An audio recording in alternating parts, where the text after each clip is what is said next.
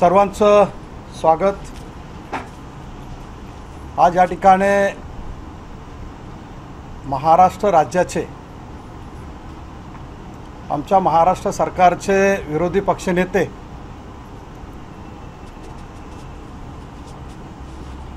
श्री विजय वडेट्टीवार यांनी शासनाकडे आणि शासनाच्या अंतर्गत असणाऱ्या अनेक चौकशी यंत्रणांकडे मागणी केलेली आहे की क्रांतीनगर, संदेशनगर, जरीमरीचं नाव घेतलेलं नाही पण जरीमरीचं पण नाव तुमच्या माध्यमातून शासनाकडे द्यावं।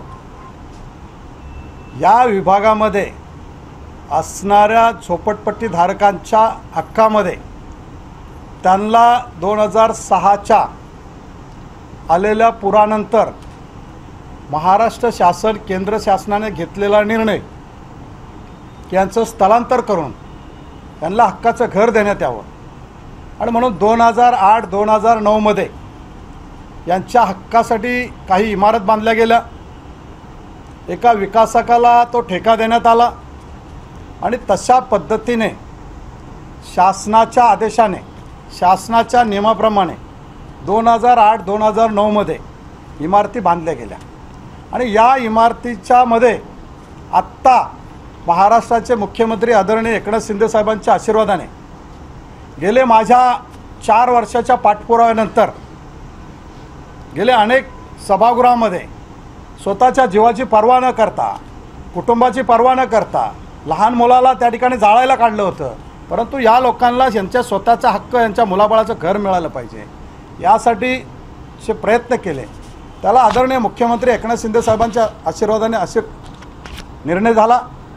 घरं मिळण्यास सुरुवात झाली।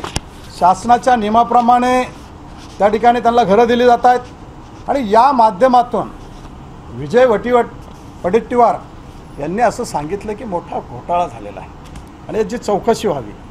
ती त्यांनी जी मागणी केलेली आहे त्याला माझ्या क्रांतीनगर, संदेशनगर विभागातील लोकांच्या वतीने जाहीर पाठिंबा करतो।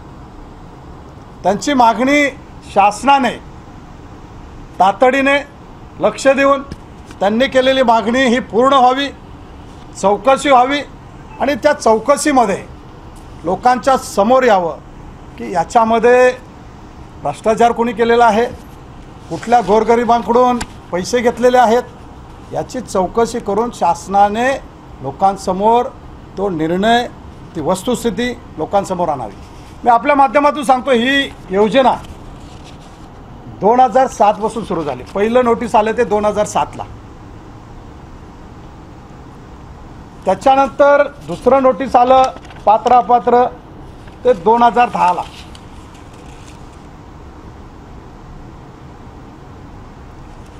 त्याच्यानंतर पात्र अपात्र झाले, त्यांना घरं द्यायचं ठरलं ते आहे 2017ला की घरं द्यायचं ठरलं। त्या या कालावधीमध्ये 2007 ते 2014 या कालावधीमध्ये सरकार कुणाचं होतं, त्या सरकारमध्ये मंत्री कोण होते, पालकमंत्री कोण होते, या पालकमंत्री असेल, शासनाचे कोण मंत्री असतील, त्यांच्या काळामध्ये या गोरगरिबांना नोटीस दिली गेलेली आहेत। गोरगरिबांचं झोपडं पात्र आहे का अपात्र ठरवण्यात आलेलं आहेत। त्यांच्या कालावधीमध्ये जे असणारे अधिकारी आहेत त्यांच्यावरती राजकीय दबाव आणून पात्र अपात्र ठरवण्याचं जे काम केलेलं आहे याची चौकशी झाली पाहिजे आणि म्हणून कुणाच्या तरी नावाने अर्धवट बोलायचं, पूर्ण पण नाही बोलले, अर्धवट बोलले की या ठिकाणी असणाऱ्या आमदार पण नाही पुढचे बोलले।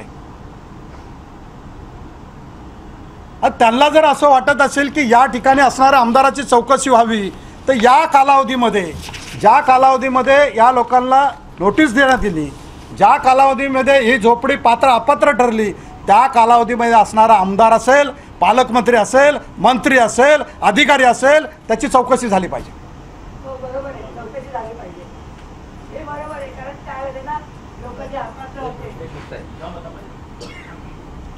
ती चौकशी झाली पाहिजे। आता 100 कोटीचा घोटाळा आहे का 210 कोटीचा घोटाळा आहे हे त्यामध्ये उघड होईल ना. या घोटाळ्यामधले काही लोक, संशयित लोक, याच्या पूर्वी पण जेलमध्ये गेले होते, हे उघड होईल ना.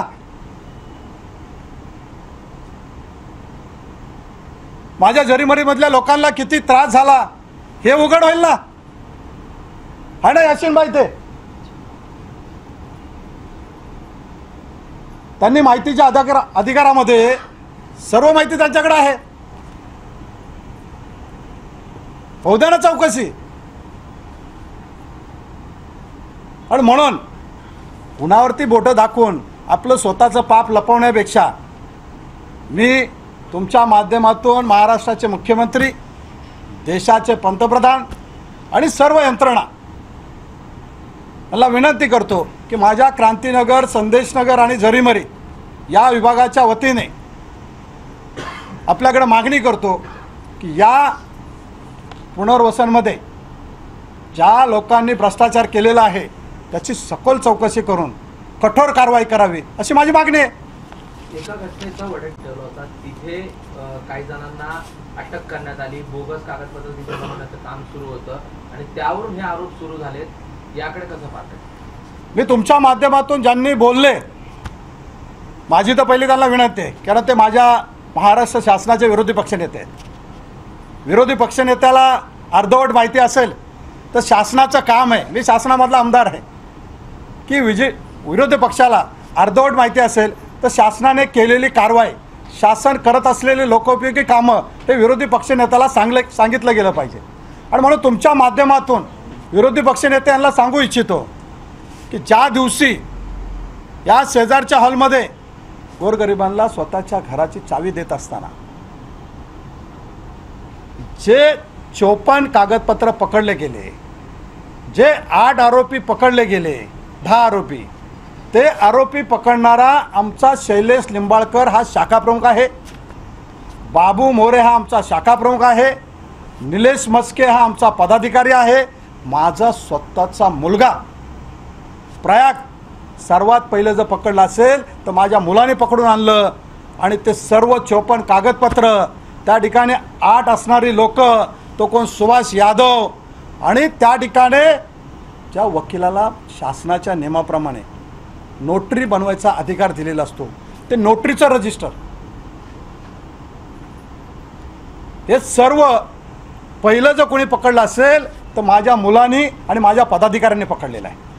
पोलिसांना कोणी जर सर्वात पहिलं बोलवलं असेल तर मी स्वतः बोलवलेलं आहे. पोलिसांना विचारून घ्या, माझा स्वतःचा फोन आहे. साकीनाका पोलीस स्टेशनचे सिनियर पोलीस स्टेशन वरिष्ठ पोलीस निरीक्षक यांना मी स्वतः फोन केला, पोलीस बोलवले, मी स्वतः MMRDच्या अधिकाऱ्यांना सांगितलं की आपण तक्रार द्या. 8 आरोपींना पकडून 54 कागदपत्र देणारा सर्वात पहिलं आमच्या पक्षाचे कार्यकर्ते आणि मी स्वतः आहे, माझा मुलगा स्वतः होता.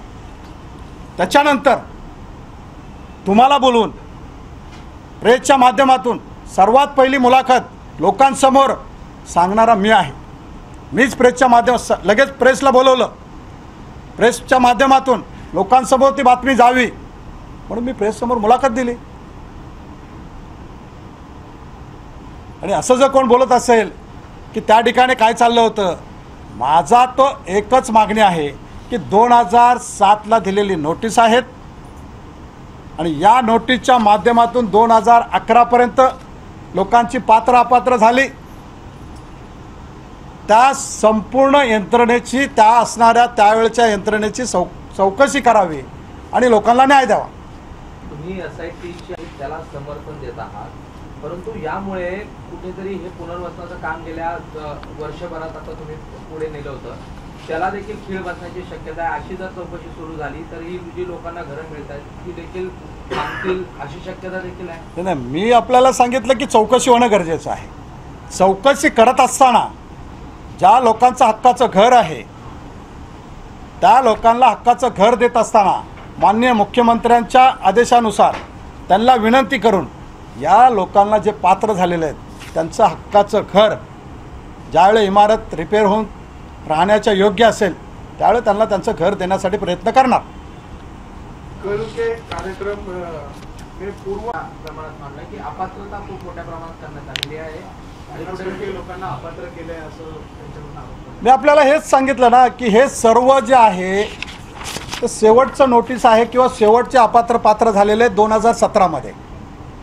मग जर त्यांना लोकांना सांगायचं असेल की त्यावेळी असणारी यंत्रणा, त्यावेळी असणारे राजकीय लोक यांनी अपात्र केलेलं आहे, पण हे 2017चं आहे. 2017मध्ये माझे मुख्यमंत्री नव्हते. 2017मध्ये आदरणीय एकनाथ शिंदे साहेब माझ्या पक्षाचे नेते हे मुख्यमंत्री नव्हते. त्यावेळी 2017ला मी आमदार नव्हतो. पण त्यावेळी असणारा कोण आमदार असेल, त्यावेळेची यंत्रणा असेल, त्यांनी जर हे अपात्र केलं असेल त्याची चौकशी करा. मामा, पूर्व मंत्री नसीम खान ये भी कह रहे हैं कि आधार पर सभी लोगों को घर के बच्चे घर मिलना चाहिए, पात्र होना ही नहीं चाहिए. माझी ही विनंती आहे. आतापर्यंत का झोपा काढत होते? दिले ना लोकांनी. 20 वर्ष आमदार बनवलं, मंत्री बनवलं, पालकमंत्री बनवलं. का नाही लोकांना घरं दिली? नुसते मागणी करून होत नाहीये. लोकांची फक्त दिशाभूल करायची नाहीये. गोरगरिबांच्या व्यथा, गोरगरिबांच्या भावना, त्यांची गरिबी याची चेष्टा करायची नाहीये. अरे शासनाच्या नियमाप्रमाणे द्यायचे. महाराष्ट्र शासनाने तुम्हाला पालकमंत्री बनवलं होतं. याच लोकांनी निवडून दिलं होतं. या लोकांनी निवडून दिलं म्हणून तुम्ही पालकमंत्री झालात. मग याच लोकांची घरं होती ना. तुम्ही आत्ता तुम्हाला दिसतंय 2011 गेल्यानंतर 2011मध्ये तुम्ही आमदार होता, मंत्री होता, का नाही दिलं? 2011चा नियम आम्हाला सांगताय. गोरगरिबांना दाखवा ना, गोरगरिबांना द्या ना. आत्ता ज्यावेळी तुम्हाला गोरगरिबांनी घरी बसवलं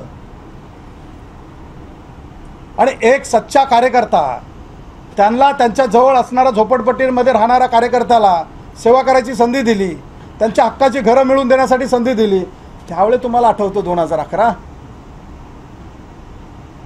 2011 तर तुम्ही होता ना. मग का नाही दिली लोकांना? आणि तुम्ही सांगताय ना चौकशी होऊ द्या ना. सुभाष यादव कोण आहे?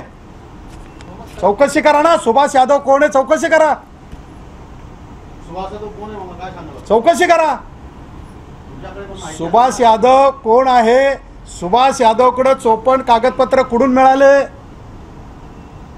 त्याच्यामध्ये तौफिक नावाचा माणूस कोण आहे? तौफिक नावाच्या माणसावरती 11 का 12 रूम आहेत. हे कुठून आले? चौकशी करा. त्या ठिकाणी एक महिला देखील आलेली होती. त्या महिलेला समोर करण्यात आलेलं. तिने असं दावा केलेला की 5 वर्षापूर्वी मला चावी देण्यात आलेली, अद्यापही मला घराचा ताबा दिला गेला नव्हता. 4 वर्ष झाले असतील किंवा 5 वर्ष पण झाले असतील. पूर्वी या सरकारच्या अगोदर जे सरकार होतं त्यांनी 92 ना रे किती लोकांना चाव्या दिल्या? 93 लोकांना चाव्या दिलेल्या होत्या. आणि त्या घाईघाईमध्ये चाव्या दिल्यानंतर आचारसंहिता लागली. लोकसभेची आचारसंहिता होती, त्यामुळं ती यंत्रणा तशीच थांबली गेली. परंतु त्या 93 लोकांना बिल्डिंग राहण्याच्या योग्य नव्हती. त्यामुळे त्यावेळी त्या चाव्या देऊन लोकांना राहण्याच्या योग्य नसल्यामुळं लोकही गेली नाहीत आणि त्या ठिकाणी ताबा देता आला नाही, कारण धोकादायक बिल्डिंग होती, त्यामुळे देता आले नाहीत. परंतु ही लोक माझ्या विभागातले आहेत, माझे आहेत. त्या लोकांमुळेच मी आमदार आहे याची जाण मला आहे. आणि म्हणून त्या 93 लोकांना सुद्धा घरं या 1 मेपर्यंत त्यांनी स्वतःचं घर त्यांना द्यायचं काम महाराष्ट्राचे मुख्यमंत्री एकनाथ शिंदे साहेबांच्या आशीर्वादाने ते मी तुम्हाला तुमच्या माध्यमातून पूर्ण करून देतो. या सगळ्या SITच्या प्रकरण असो किंवा तरी 2 गोष्टी घडतात. एक तर ज्या ठिकाणी एसडीआयमध्ये हे पुनर्वसन होत आहे त्या इमारती अतिशय दुरावस्थेत होत चाललेल्या आहेत. गेल्या अनेक वर्षापासून ते रखडल्यामुळे आता पुन्हा तुम्हाला 85 कोटी रुपये तिथे खर्च करावे लागले, त्या इमारती बनवाव्या लागल्या. पुन्हा जर अशा प्रकारच्या चौकशीच्या फेऱ्यांमध्ये सगळं प्रकरण अडकलं तर पुन्हा हा कोट्यावधीचा खर्च होईल. पुन्हा इथल्या रहिवाशांचं जे पुनर्वसन आहे ते पुढे ढकललं जाईल. विमान तळ रुंदीकरणाचा जो प्रश्न आहे तो देखील अशा प्रकारे मार्गी लागणार नाही. कुठेतरी चालना मिळत होती, तिला पुन्हा खीळ बसण्याची शक्यता आणि कोट्यावधीचा खर्च देखील होतो. आपण या यंत्रणेची चौकशी सुरू असताना, चौकशी करत असताना आदरणीय मुख्यमंत्री एकनाथ शिंदे साहेबांना आपण विनंती करणार आहे की जे पात्र झालेले आहेत त्यांना त्यांचं हक्काचं घर द्या. जे अनिर्णित आहेत, जे अपात्र आहेत, ते आजच्या शासनाच्या नियमाप्रमाणे त्यांना घर द्यावं. आणि ते घर देण्यासाठी आदरणीय मुख्यमंत्र्यांना आपण विनंती करणार आहे. आणि मला विश्वास आहे की यंत्रणेची चौकशी तिकडं सुरू असेल. इकडं महाराष्ट्र शासनाच्या वतीने या गोरगरिबांना ह्याचं हक्काचं घर देण्यात येईल. घाई करून कुठंतरी लोकांचा गैरसमज न होता चौकशीसह ह्यांना घरं देण्याचा आपण प्रयत्न करणार आहे. याच्यामध्ये ह्यांना आज जाग आली. याच्यामध्ये जर ज्यावेळे ही स्कीम एका विकासकाला दिली, त्या विकासकाने 20,463 स्क्वेअर मीटर त्याचा TDR घेतला.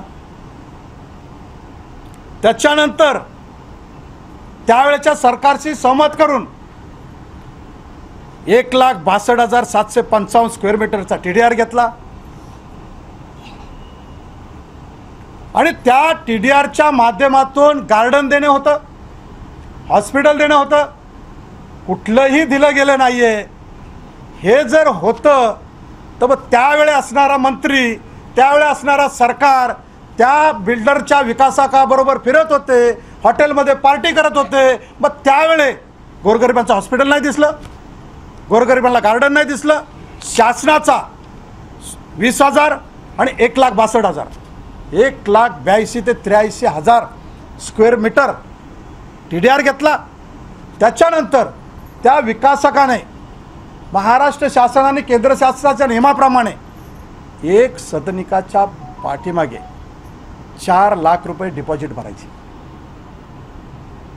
10 वर्षाच्या मेंटेनन्ससाठी. 4 लाख रुपये. मला सांगा, आता त्या ठिकाणी ह्यांनी सांगितलं की आम्ही 18,000 घरं बांधली. 10,092 का 93 घरं आहेत. 10,000 जरी घरं पकडली आपण तर एका घराला, एका सदनिकेला 4,000 डिपॉझिट त्या विकासकाने शासनाला भरायचे. आजपर्यंत 1 रुपया भरला नाही. का नाही त्या शासनाने त्याच्यावरती कारवाई केली? का शासनाचे मंत्री त्याच्याबरोबर फिरत होते? का विकासक येऊन घरी बसत होता? का विकासक आणि मंत्री हॉटेलमध्ये पार्टी करत होते? का त्या विकासकाबरोबर पक्षातले भडवे लोक, दलाल लोक का त्याच्याबरोबर फिरत होते? ह्याची चौकशी करा. ह्याची चौकशी होऊ द्या ना. एवढा मोठा घोटाळा आहे हे तुम्ही सांगताय ना. व 54 रूमचा घोटाळा सांगण्यापेक्षा हा 1,82,000 स्क्वेअर मीटर जो TDR घेतला तो घोटाळा सांगा ना लोकांसमोर. कुठे लोकांचं हॉस्पिटल 650 बेडचं हॉस्पिटल आहे. परवा मी चावी वाटपाच्या प्रसंगी आदरणीय मुख्यमंत्र्यांना सांगितलं की हे 650 बेडचं हॉस्पिटल जैसे थे असं घेऊन महानगरपालिकेच्या वतीने माझ्या लोकांना हॉस्पिटल बनवून द्या. क्या लग रहा है आपको TDR जो घोटाला हुआ था बिजली की इंक्वायरी होनी चाहिए आपके अनुसार? मी तर मागणी करतो ना. त्यांनीच मागणी केलेली आहे, आपण तर नाहीये. विरोधी पक्षनेतेच सांगतायत. विरोधी पक्षनेते जे सांगतायत ना की त्या योजनेमध्ये जो पुनर्वसनसाठी महाराष्ट्र शासनाने, केंद्र शासनाने जे दिलेला ठेका आहे त्याच्यामध्ये भ्रष्टाचार झाला आहे. व भ्रष्टाचार झाला तुम्ही सांगताय ना, मग चौकशी करा ना. TDRची देखील मागणी करणार आहात? TDRची पण मागणी नाही. त्या स्कीममध्ये, त्या प्रकल्पामध्ये जेवढा भ्रष्टाचार झालेला आहे त्या प्रकल्पामध्ये त्या ठेकेदाराला घेऊन जेवढे बोगस पेपर बनवलेले आहेत, गोरगरिबांचे रूम 3 लाखापासून ते 5 लाखापर्यंत विकत घेतलेले आहेत, बोगस फसवलेलं आहे, ते सर्व चौकशी करा. कल के कार्यक्रम में आए हुए लोगों ने ये भी आरोप लगाया था कि पात्र करने के लिए पैसा लिया गया है, किसी से 50,000 तो किसी से लाख रुपए. इस बारे में आपको जिसने बताया वो आधा बताया. लोगों को फंसा के अगर ये गाँव गए, इनका रूम बंद है तो जो बंद लिखा और अपात्र कर दिया. और वही इनको गांव से आने के बाद कोई भड़वे लोग, दलाल लोग बोलते हैं चलो हम पात्र करके देते. 3.5 लाख रुपए लिया. 50 और 60 हज़ार नहीं, 3.5 लाख रुपए लिया. माझी तुमच्या माध्यमातून आदरणीय मुख्यमंत्री साहेबांना विनंती आहे की या यंत्रणेमध्ये जे शासकीय अधिकारी अडकलेले आहेत, ज्या शासकीय अधिकाऱ्यांचा हात आहे, ते सूर्यवंशी जे समक्ष अधिकारी आहेत, सक्षम अधिकारी आहेत, त्या सक्षम अधिकाऱ्याची चौकशी झाली पाहिजे. गोरगरिबाकडून 3.5 लाख रुपये जे घेतलेले आहेत, त्या उपजिल्हाधिकारी अतिक्रमण, निष्कारण आणि सक्षम अधिकारी, प्राधिकरण अधिकारी याची चौकशी झाली पाहिजे. त्याचं नाव आहे प्रदीप सूर्यवंशी, बरोबर ना रे? प्रशांत सूर्यवंशी. प्रशांत सूर्यवंशीची चौकशी झाली पाहिजे आणि मग आपल्या समोर सर्व येईल की प्रशांत सूर्यवंशीकडे सुभाष यादव आणि त्याची लिंक कुठपर्यंत आहे हे सर्व आपल्याला कळेल. म्हणून माझे आदरणीय मुख्यमंत्री असेल, यंत्रणा असेल, चौकशी यंत्रणा, या लोकांना सर्वांना विनंती आहे की प्रशांत सूर्यवंशी जो आता अधिकारी आहे, ज्याला संपूर्ण पात्र अपात्र करायची जिम्मेदारी दिलेली आहे, त्याची चौकशी करून लोकांसमोर वस्तुस्थिती मांडा. आर्थिक गुन्हे शाखेला असं काही पत्र वगैरे व्यवहार करणार आहात का आपण? किंवा मुख्यमंत्री आहेत, माझ्या पक्षाचेच नेते महाराष्ट्राचे मुख्यमंत्री आहेत, त्यामुळे मी आदरणीय मुख्यमंत्र्यांकडे मागणी करणार आणि आदरणीय मुख्यमंत्र्यांच्या माध्यमातून, महाराष्ट्र शासनाच्या माध्यमातून जेवढ्या यंत्रणा आहेत त्या यंत्रणेने सखोल चौकशी करून जे याच्यामध्ये दोषी आहेत त्यांच्यावर कारवाई करावी. शेवटी एक कन्क्लुजनला येऊया, एक कन्क्लुजनला येऊया. तुम्ही काँग्रेसच्या मागणीला पाठिंबा देताय? मी आपल्याला माझ्या बोलण्यामध्ये कुठेही नाव घेतलेलं नाही आहे. मी आपल्याला हेच सांगितलं, माझ्या महाराष्ट्र सरकारमध्ये, माझ्या महाराष्ट्र सरकारचे विरोधी पक्षनेते ज्यांना अर्धवट माहिती आहे, महाराष्ट्र सरकार चालवत असताना विरोधी पक्षाला पण सर्व ज्ञान असलं पाहिजे. त्यांना अर्धवट माहिती आहे. त्यांच्या बाजूला जे लेफ्ट साईडला बसलेले होते त्यांनी खोटी माहिती दिली, अर्धवट माहिती दिली. म्हणून माझं कर्तव्य आहे या लोकांच्या आशीर्वादाने शासनासमोर खरी माहिती मांडण्यासाठी मला लोकांनी पाठवलेलं आहे. आणि म्हणून तुमच्या माध्यमातून विरोधी पक्षनेत्यांना पाठिंबा देत असताना त्यांना एवढंच सांगू इच्छितो की आपल्याकडं अर्धवट माहिती आहे. पूर्ण माहिती TDR बसून ते कालच्या 54 स्टॅम्प पेपरपर्यंत चौकशी करावी आणि त्याच्यानंतर आपल्याला कळेल लेफ्टवाला राईट जेलमध्ये जातो आहे का राईटला जे उभे राहिले होते जेलमध्ये जात आहेत ते आपल्याला कळेल. आदरणीय मुख्यमंत्री साहेब उद्या माझ्या विभागात येत आहेत. मी त्यांच्याशी चर्चा पण केलेली आहे. हे ज्यावेळी प्रकरण झालं त्यावेळी आदरणीय साहेबांना सांगितलं की अशा पद्धतीचे बोगस काम झालेलं आहे. आपण गोरगरिबांना घरं देतो आहे. गोरगरिबांना घर देण्यासाठी मी त्यांच्या समोरच सभागृहामध्ये सांगितलं होतं की माझ्या लोकांना घरं नाही दिली तर आज शेवटचं भाषण असेल. सभागृहात बोललो होतो. आणि म्हणून शासन जागं झालं आणि जे 2008-9 पासून लोकांना हक्काची घरं मिळाली नव्हती ती घरं मिळायला सुरुवात झाली. आणि म्हणून या ठिकाणी शासनाच्या माहितीसाठी ही सर्व माहिती तुमच्यासमोर दिलेली आहे. माजी मुख्यमंत्री, विरोधी पक्षनेते आदरणीय विजय वडेट्टीवार असतील, मुख्यमंत्री आदरणीय एकनाथ शिंदे साहेब असेल, यांना विनंती आहे की गोरगरिबांना त्यांच्या हक्काचं घर द्यावं. आणि विरोधी पक्षनेते यांना विनंती आहे की या ठिकाणी कुठे गेले ते धुरी ते नोटीस द्या.